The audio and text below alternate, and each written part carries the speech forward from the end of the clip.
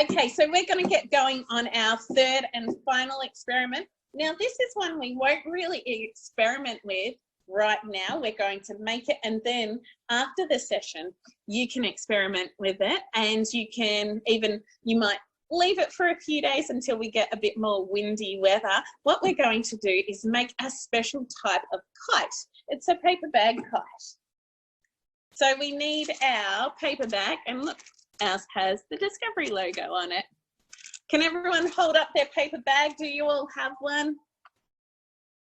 Yep, we've got a few people. Yep. Now, if you don't have a paper bag, that's fine. Experiment with something else. Find a bit of paper or a bit of cardboard and try and make your own kite. I'm going to show you how to make one with a paper bag, but if you don't have one, that's absolutely fine too. So first thing we need to do with a kite is make it look nice, don't we? So I'm going to get some crayons and I'm going to do a little bit of colouring.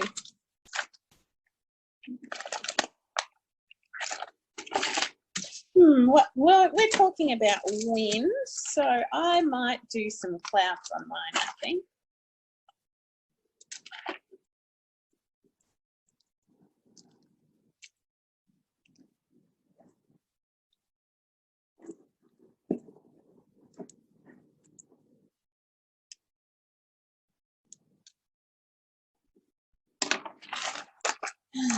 And the sun.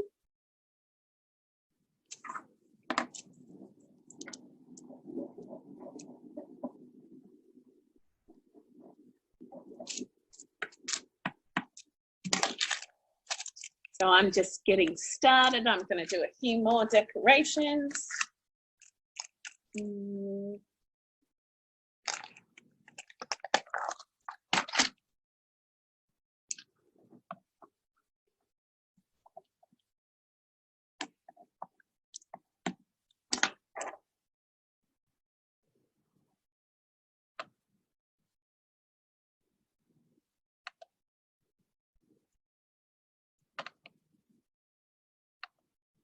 So if you don't have a paper bag, even just get a piece of paper and do a little drawing. We're going to keep going on this. If you haven't finished decorating it yet, that's fine. You can decorate it later. But what we need to do now is we're going to kind of fold. So this end, where we can put our hands in, we're going to fold it around there. So kind of like that. And then we're going to try and pop that bit inside the bag. So you might need a bit of grown-up help with this because it can get a little tough.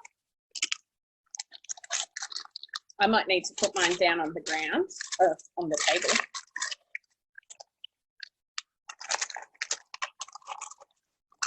Because it's a little bit tough to do this one.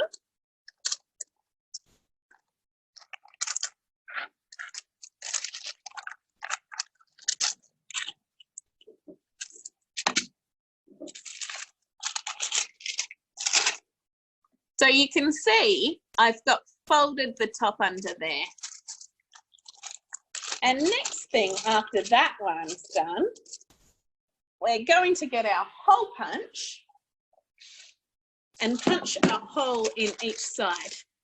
Now, if you don't have a hole punch, maybe you can ask an adult to try and help you pop a hole in each side. And we want to do it quite, you know, a little way from the top so we don't rip it with our string.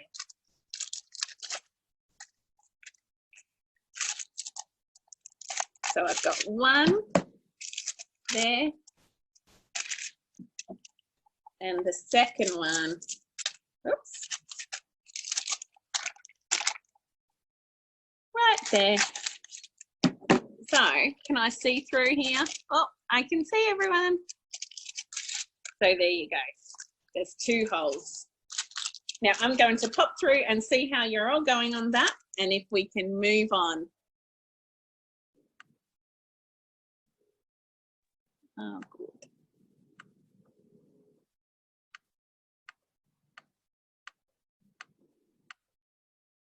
Now, just remember, if you don't have a bag, if you can't do it exactly this way, that's fine. Just get a piece of paper and try and make up your own kite, because the fun is really experimenting and trying new things. Now, once we've done the hole, we're going to tie some string to it. Here we go. I got a whole bunch more wool, and I'm going to tie a piece to each end, each hole, and then I'm going to tie a long bit of string to that. So I'm going to put one bit through the hole here and tie it.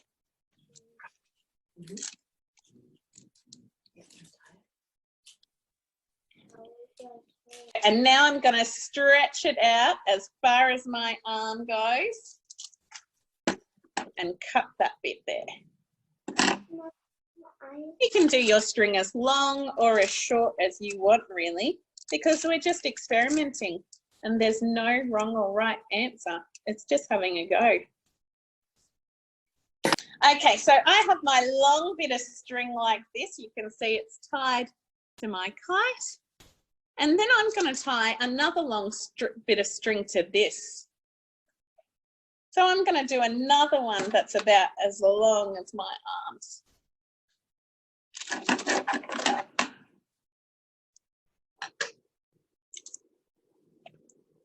I'm going to tie that to the end here.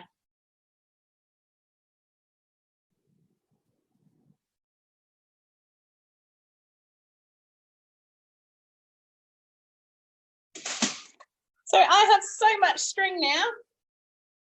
Look at all of that. So I've finished my kite and I'm just going to have a little look through and see how your kite's going. Now, if you were in last week's session, we made a kind of parachute, which worked by trapping the air while it was going down to slow down whatever was attached to it. Now, this kite has a similar kind of function. See? When you open it, that will trap any wind and air, and it should stay up in the air when you go for a run around. Now, I'm looking outside and the sky does not look very windy at all. What might it look like if I looked outside and could see it was windy? We can't see wind itself, but we do see the effects of wind. So we see what wind does, and wind does things like blow the leaves on the trees, maybe blow leaves and any rubbish or feathers on the ground along, just like when we practice blowing things with our straws. That's the same kind of thing that wind does. Now, like I said, we can't see the wind, but we can see what the wind does. So when we look outside, if we see trees moving, sometimes we might see birds flying and it looks like it's really hard for them to flap their wings. That's because we can see the effects of the wind. Now, we're going to finish off for now, but next week we'll be back. And what I want you to do when we finish is to take this outside if you can, but if you can't go outside, that's fine. I want you to try and take your kite for a run and see if you can catch some wind there and make it fly. And I want you to practice that through the week and let me know next week what happens. What's the easiest way to make it fly? Does it fly well on some days and not others? And why do you think that might be? And if you would like to take a photo and show it to me, I would absolutely love that.